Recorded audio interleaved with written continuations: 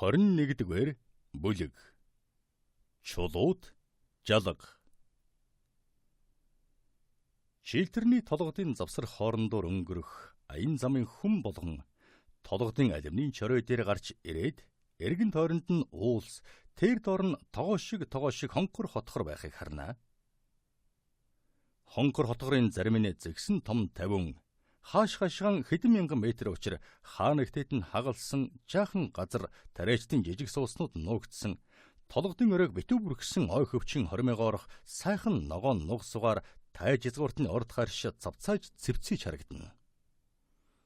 Хангаа дэлхийн үдсгэлэнтэй сайхныг хачин том жаацтай уран зураг гэлтэй билээ. Толгодын бэлийг эмдсэн эвэрлэг моддын ногоон ой шугуун чөлөөндөх өнгөнгийн цэцэг алгалсан өтгөн цэцэрлэг донд гой сайхан харс сүндэрлэн харагддаг чулууд жалгын хөндөй цагтаан жохомл уран гой зураг шиг үдсгэлэнтэй сайхан нутаг байжээ. Чулууд жалгын цэцэрлэг түүний дундах том сайхан байшин тухайн үедэн арчилгаа тордлого сайтай цэвэр цэмцгэр харагддаг байсан бол эдүгэ харин эзэн гүйдэж ээлхүүл болж гүйцжээ.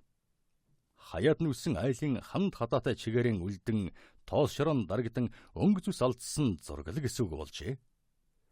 Байшин хашаа сарвч сэлтэн хүн амтангүй хөндөй хоосон юм шиг агаад бүтэн үлдсэн ганц яндангаас нь утаа хаяа суунаглаж харагддаггүй бол толгойн орой дээрээс харсан хинж хөндөй хоосон юм байна гэж бодмоор.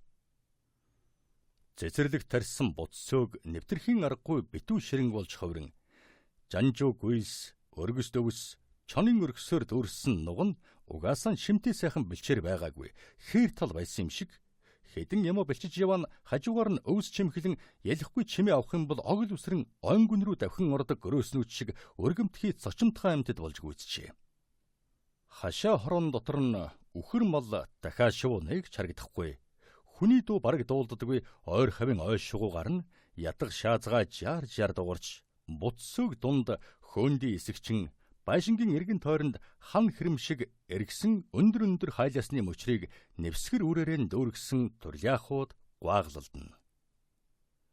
Үндэнч цорын ганц эзний ч хатта эд тогшил шиг нь хуучин цэрэг буурал толгойд манаач өвгнийг стооцвол чулууд чалга эдлэнд хинж суудаггүй байлаа.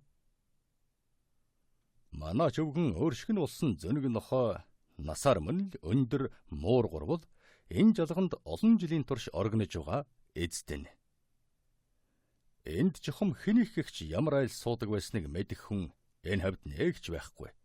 Иймдэн арайч тулаагүй байхад нь нэг айл суудаг байсан боловч хөлсөөр сууж байсан жинхэнэ эзэн хаашин чим харь хол аль ямар чим колон орнолоо вэргэн рүү гэгөөга нүгэд явж орхисон гэлцдэг байлаа. Ерөнж тэгээд энэ бүхнийг хэрэг болгож сонирхдаг хүнж ховорхон. Чулууд жалга харгуй замаас зайдаг учраас ойр хаваар нь хүн бараг явдаггүй газар л да. Эзэн гүйдэж гүйцсэн энэ эдлэнг өөрийн нүдээр үдсэн харсан гэж хэлж чадхаар хүн ховорхон байх. Тавхан модын зайтай тосгонуудад хүртэл төөнийг мэддэг хүн байхгүй. Тухайн үедээ мэддэг байсан нэг нь аль хэдийнэ мартсан хэрэг бизээ. Харин саяхнаас чулууд жалгын хуучин тэр байшингийн талаар энэ тэр гэлцдэг улс амтэн олноорон цуглардаг зах зээл дээр өөр бусад газар иймээ тиймээ үг яриад дуулддаг болжээ. Учир нь нэг мэдхнэн хуучин байшингийн хизээ яцааны ганц эзэн манаач өвгөн хаашаан чим алга болсон оронд нь октын танихгүй нэг хүн суудаг болсон байлаа. Чулууд жалганд суудаг болсон тэр шинэ хүн түүний амьдрал байдал хизээ хаанаас ирсэн зэрэг нь нэг үгээр хэлэхэд түүнтэй холбогдолтой юм бүхэн санаа нэг л хачин. Энэ тэр шалтаг бодож олон гэрт нь очиж үтсэн ганц нэг хүн түүнийг зардтайгаан хоёулахнаа ирсэн. Тэр нь улаан арстан урд шулуун хар үстэй Ориоло гэдэг. Дээр үед далайн тэртех колон орноос Англид авчирдаг байсан улаан арстнуудтай том төстэй хүн байна гэж ярьдаг байв. Тэр Ориоло гэгч нь англи хэл үнэхээр мэддэггүй хэрэггүй, мэддэг мөртлөн мэддэггүй царайлдагч хэрэггүй гэлцдэг. Ямар ч гэсэн чулууд жалга орсон улсын хэнэнж түүний амнаас эзнийхэн талаар ганц ч үг дуулаагүй гин. Тэгтэл харин эзэн нь төдөлгүй ойр хавийнхаа тариачтай танилтал болсон байлаа. Зах зээл найр наадам дээр тариачтай дуртаяа ярьж хөөрдөг. Амьдрал байдал амь зуулгын талаар асууж сонирхсон тэр бүрийдэн эзэрхэг ёс, шудраг бус явдлыг төвчээд сууж болохгүй. Өөрсдийнхөө эрхийг өөрсдөө хамгаалан тэмцдэг байх хэрэгтэй шүү дээ гэж учралсан, ятгсан байдаг болжээ. Хэлсэн ярьсан болгон тэр чигээрэн чийлтэрнийхний сэтгэл зүрхэнд хүрдэг. Яагаад гэвэл тэдний хизээ язанаас нааш мэддэг, бодож явдаг болсон хэрн одод танхим шүүхээс айгаад хэлж ярьж зөрхилдгүй өдий хөрсөн чухам тэр зүйл нь байдаг байв. Өөрсдийн бодож явдаг нарийн нандин тэр зүйлийн талаар ингэж зүрх зөрөгтэй хэлж ярьдаг хүнийг Бекингем хошууны эгэлжирийн хүн ард хүндэлж биширсэн хэр бизээ. Чулууд жалгадах хуучин байшин дэрд суусан шинэ хүн инхүү сарч боллоггүй ойр хавийнхандан үнтэй хүндтэй хүн болжээ. Хүн ардын хайр хүндэтгэл хүлээхээр олон сайхан чанар үнэхээр бүрдсэн удам судар сайтай зөв сайхан хүмүүжилтэй хүн гэдэг нь байр байдал аашарын шингаар нь үздэл элд хүн байлаа. Энэ талаар эгэлжирийн хүн ард эндүү ташаа шүүнэ гэж бараг байхгүй билээ. Үүнээс гадна аятайхан зүс царайтадан төдийгүй үнэхээр зүрх зоригтой эрэмгийн сайхан наранж нүд булаасан сайхан хүн байлаа. Нэг гангалж гоёдгүй хэрнээ үнтэй цэнтэй чансаатайг өмссөн зүүсэн моринд үнэхээр гарамга энэ хүний унсан хилэн хар моринж эзэндээ аргагүй л заяаных нь хүлэг гэлтэй. Хөдөөнийхний дургүй хүргэдэг ихэмсэг байдал өчүүхэн ч үгүй. Хинтээж энгүүний ээлдэг сайхан зан харилцаатай угийн тогтой томоотой шулуун шудраг хар амин хичээдгүй нинжин сайхан сэтгэлтэй Генри Голдсбериг чийлтэрний толгодынхан хайрлаж хүндлэлгүй ч яах вэ? Хал тулдаан дахмад скертийн өрөөсөн гар Марион Вэд авхайн зүрх хоёрыг зэрэг шархалуулсан сан эрийн төрх байдал ийм билээ. Үдэш орой боллоо. Мармадюк Вэдгайн эдлэнд болсон найр наадам эрдэд таржээ. Морин зэргүүд санаандгүй ирсэн. Төвний дараахнаар болсон тэр айгүй явдал тоглоом наадам зугаа цэнгэлийг эцэс болгосон хэрэгэлдэ. Тэм явдлын дараагаар цагирэг шидэх, бөмбөг тоглох гэж хинч бодсонгүй.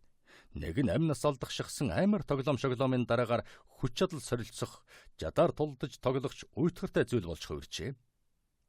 Уул самтан эрт тарсан цэцэрлэгт хэд гурван хүн хэсэг бусгаараа үлдэж хоцорсон нь зугаа цэнгэнэ үргэлжлүүлэх гэсэндээ биш, харин сониуч цан хөдөлсөн дөн шилтгэний эзнийг найрсаг зочломтгой гэж ирээд л өгөөдсөн хааны зарилгийг уншин сонсгосон морин цэргийн ахмадын очихоор хөдөлсөн Мармадюк Вэдгайнд юу болж байгаа талаар өөр хоорондоо ярилцахаар үлдэж хоцорсон хэрэг байлаа.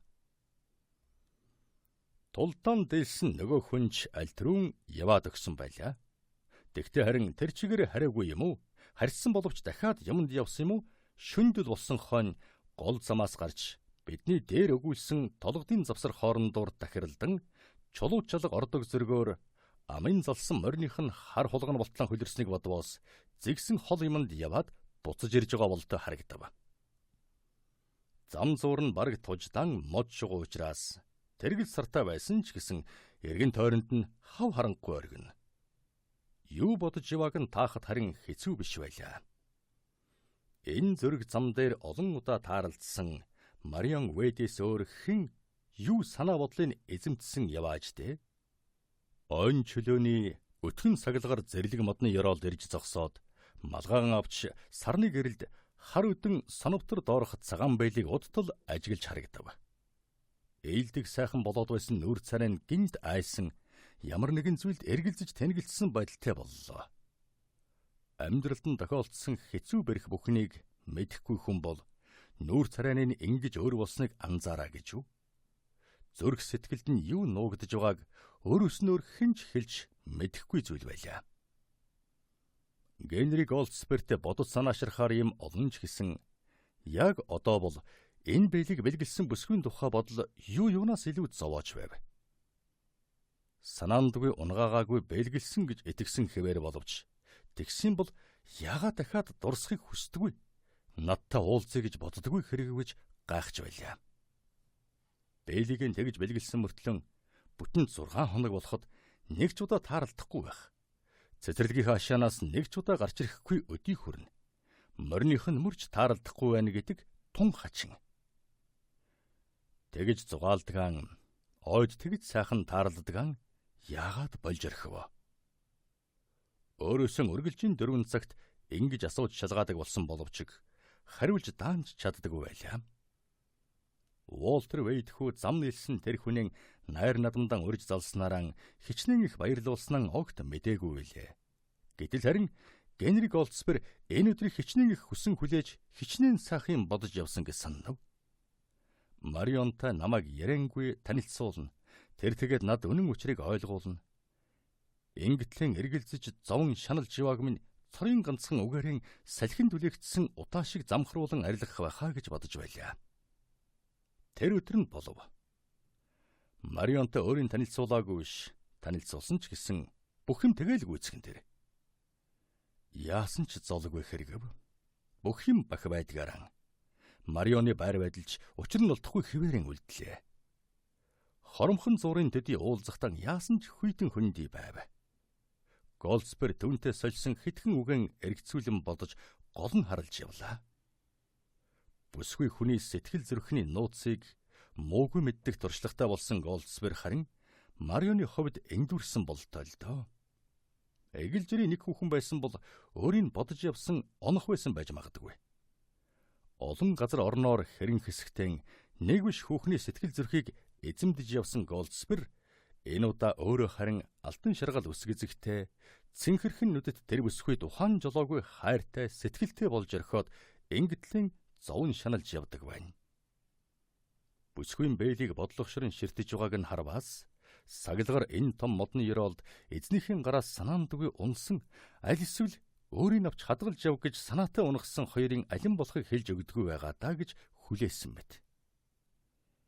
Морин алин болохыг мэдэх гэж дэсэж ятан хүлээж байгаа юм шиг газар хаяа цавчлана.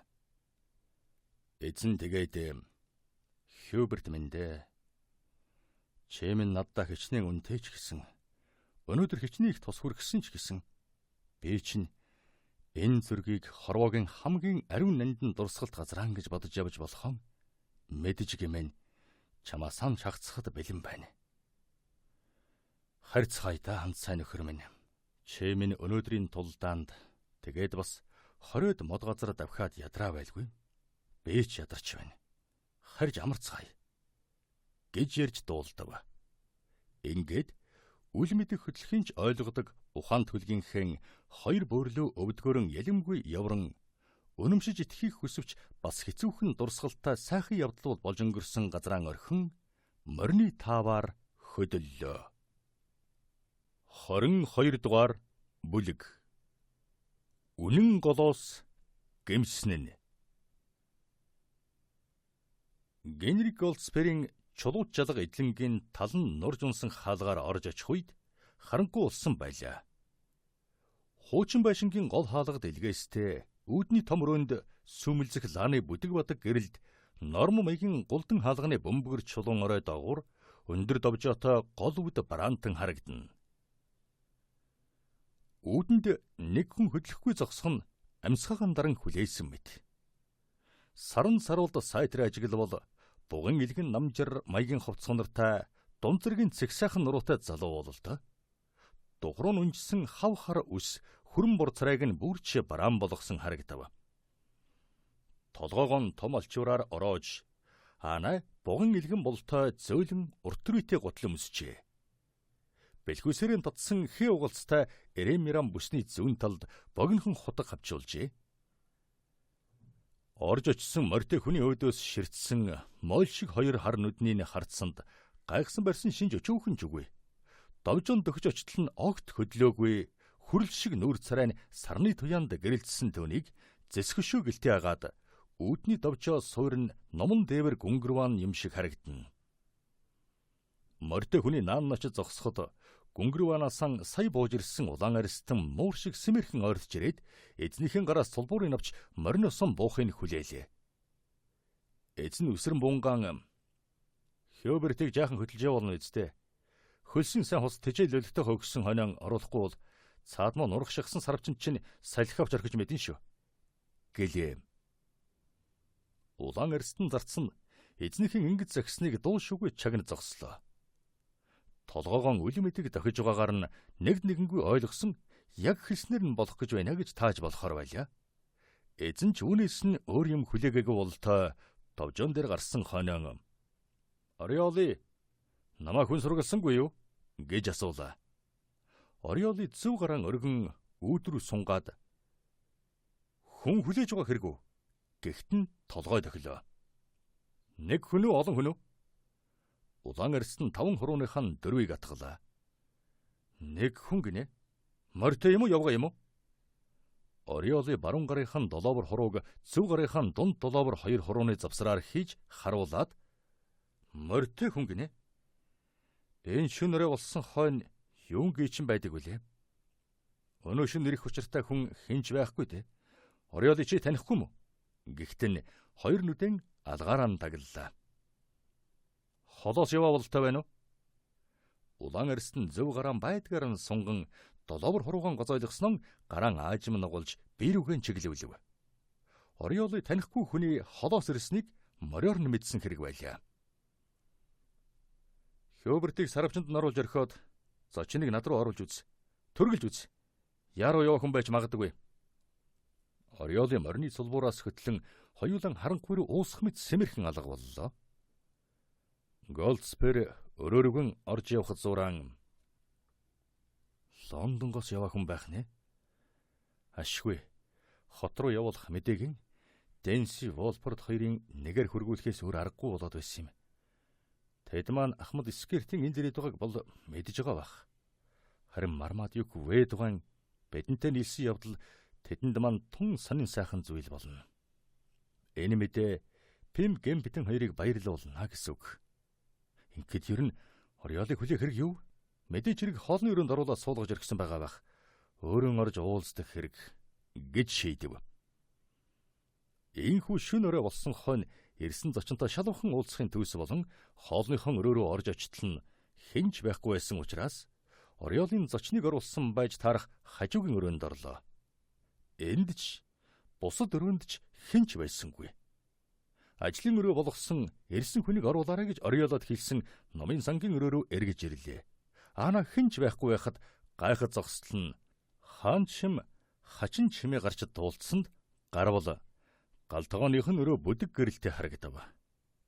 Галтгооныхон өрөөний үүдийг онгойлонгуудаа холоос зорж ирээд энэ орой болтол хүлээсэн зочнон сая олж харлаа. Григори Гарт байж байв. Дээрмчин байсан эр зуухны хажууд урт модон сандал дээр триж тарайсан хэвтэв. Зуухан дах гал унтарч нойтон гишүүний цуцал улалдсан оч хаяа үсэрнэ. Дэн асаагүй боловч үе үе өрвөлдсөн асаж байгаа улаан цогны гэрэлд Голдспер зочнон дорн данжээ. Гэрийн бараа саяныг харж дулаан орондон орсон хүн шиг дуг нойрон дарагдан галтгооны өрөөгөөр нэг хөрхөрч байгаа Григориг Сирен гэдэг тунж амаргүй нэлт. Голдспер өөрийн зарц байсан амттай сайхан нойрсож хэвтэ эрийн дээрээс тонгон ажигланган надтай уулзахаар зорж ирсэн хүн маань байх нэ? Эрхэм нөхөр Григори Гарт маань байдаг байж гэв. Өөдөөс нь хэрс хөрхөрч байгаа юм шиг хуржигэнтэл хурхирлаа. Ийм амархан хүрээд ирдэг нь сонин юм да. Сэрэж асуудаг хэрэгүү? Аль эсвэл маргааш болдго юм билүү? Маргааш болъё гэсэн шиг дахиад л хуржигэнтэл хурхирлаа. Ингээд хүрээд ирсэнд нь баярлж ил байна. Хэлсэнд нь хурж хань хамсааднуудаа тараасан юм шиг байна. Тэгсэн байж таарна. Хүний үнэрийн бүрчнийг алдаагүй явсан байж болно л доо. Эсвэл бүр эвдэрчгүй ицсэн хэрэг байх. Ингээд 50 нойрсож байгаагаар нь бодвол тэмчг нүгэл хийсэн хүн биш шиг. Юу ч хийж басан байлаа гэсэн хоёр гараа нэг их бозрлаагүй байх гэж бодож байна.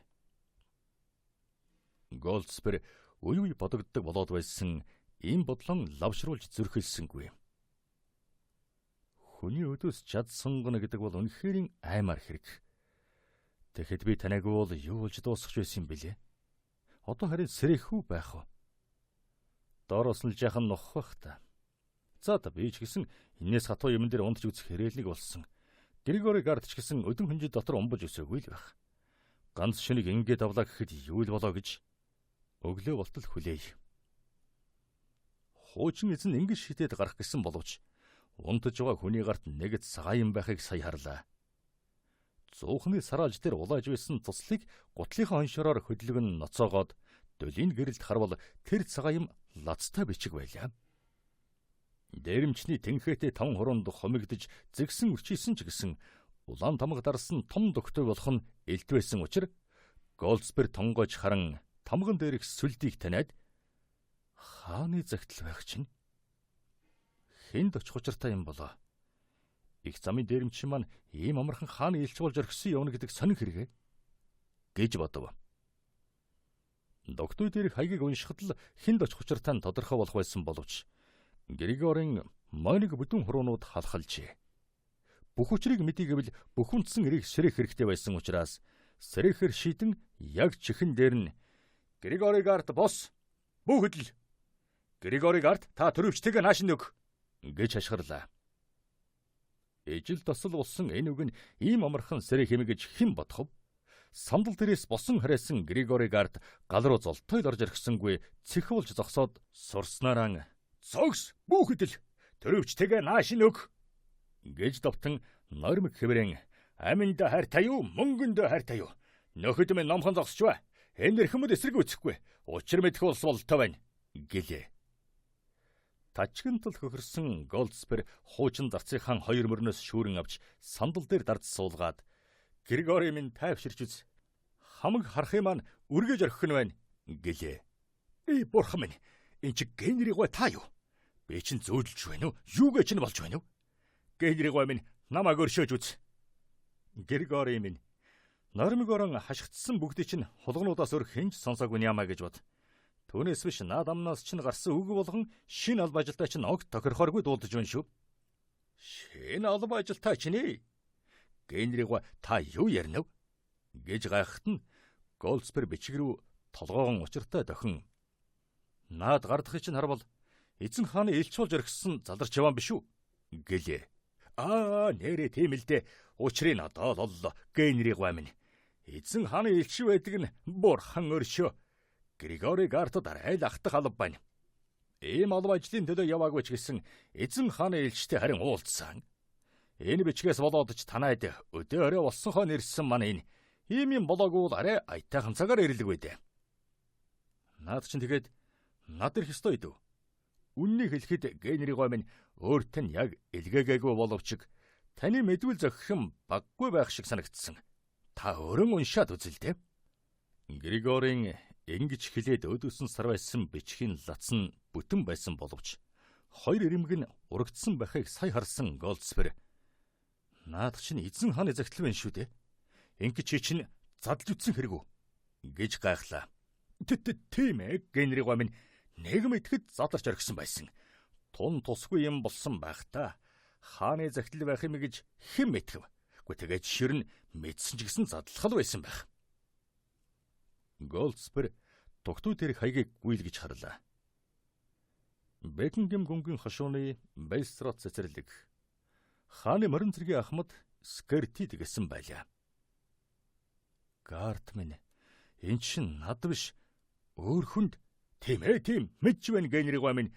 Өчигдөр даанч мэдээгүй юм. Тэдний энэ дэр жархиод байгааг өнөө өглөө л дууллаа." "Ингэхэд энэ бичиг яагаад чамд явж байдаг вүлээ?" "Яагаад над явж байдаг хэрэг вэ гэж үү?" "Тийм ээ, хэн чамд өгсөн юм?" Би Генригой минь. Өнгөрсөн шөнө нэг хүнээс авсан юм. Тэр над өгсөн." "Өнгөрсөн шөнө хэдэн цагийн үед?" "Оройхон болсон, харанхуй бүрэнхий болсон байсан." "Түүнээс өмнө үү, хойно уу?" "Тантай таарлцснаас уу, Генригой минь?" "Үннээ хэлэхэд дараахнаар нь ямдаг." Григори толгой унжуулав. Ингэж асуусан тун живгүй байдалд оруулсан ингэснийг харин мэддэхгүй хичээж байгаа нь элд. Голдсберг харин дээрэмчний ингэтлийн сандарч тэмдэж байгааг төдий бас өөр зүй сонирхсон янзтай. "Тэр чин тэгээд ямар шохон хүн байсан юм" гэж лавллаа.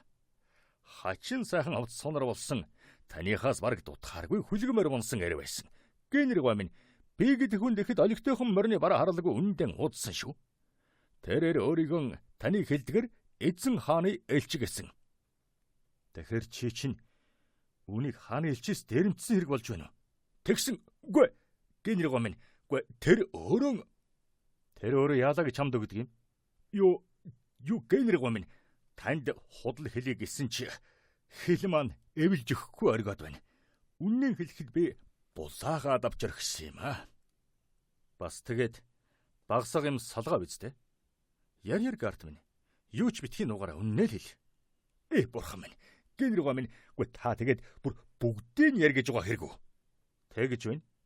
Нэг бол бүгдийг яр. Нэг бол одоохон тонилж үзсэн. Миний нүдэнд дахиад битгий үзэгдээрэй. Бурхан минь. Байц. Генерал минь. Би бүгдийг яри. Яста юу ч уулгүй бүгдийг.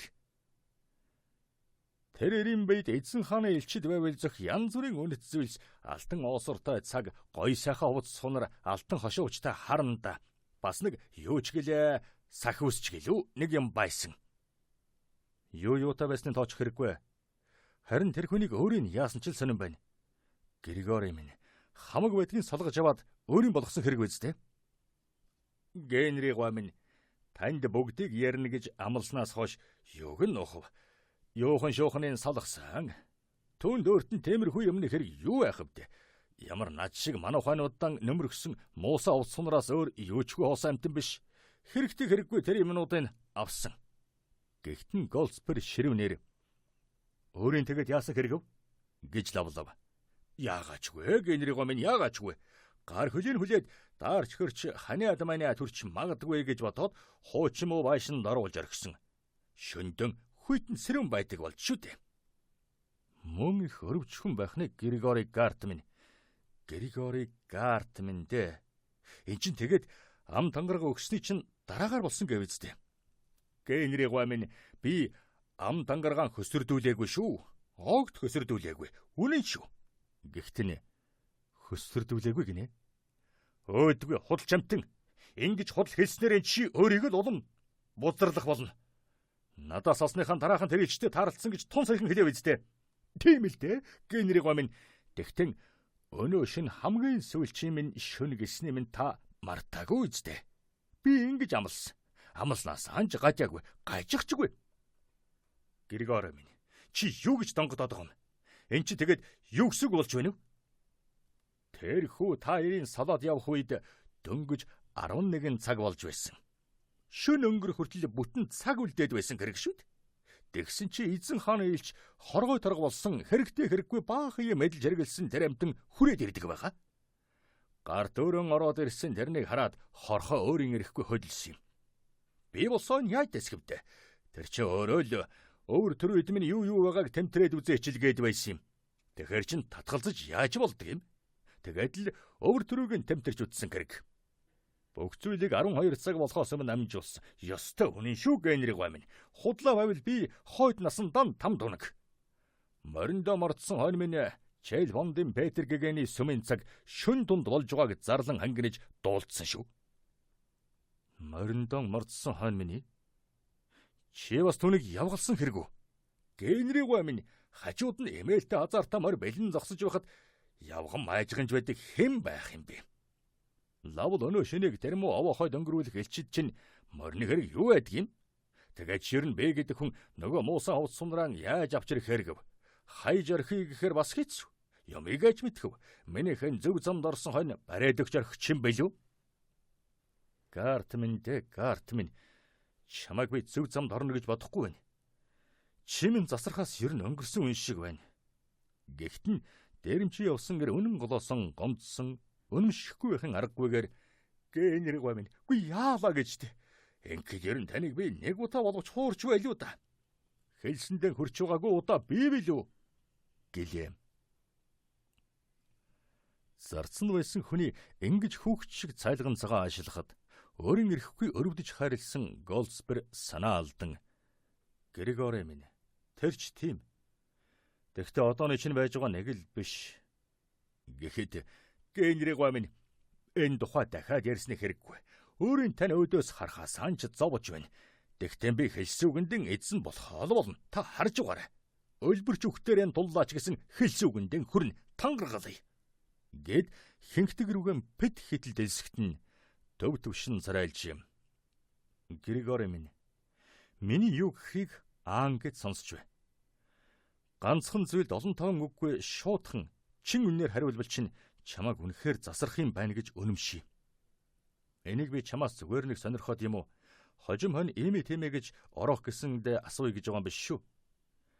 Григори, чи миний ямар хүн болохыг сайн мэднэ. Тэгэхээр худал хэллэггүй яг үннээр нь хариулна гэж бодож байна. Энэ талаар эргэлзэх хэрэггүй генеригва минь. Асуу. Юу ч гэж асуулаа гэсэн яг л үннээр нь хариулна.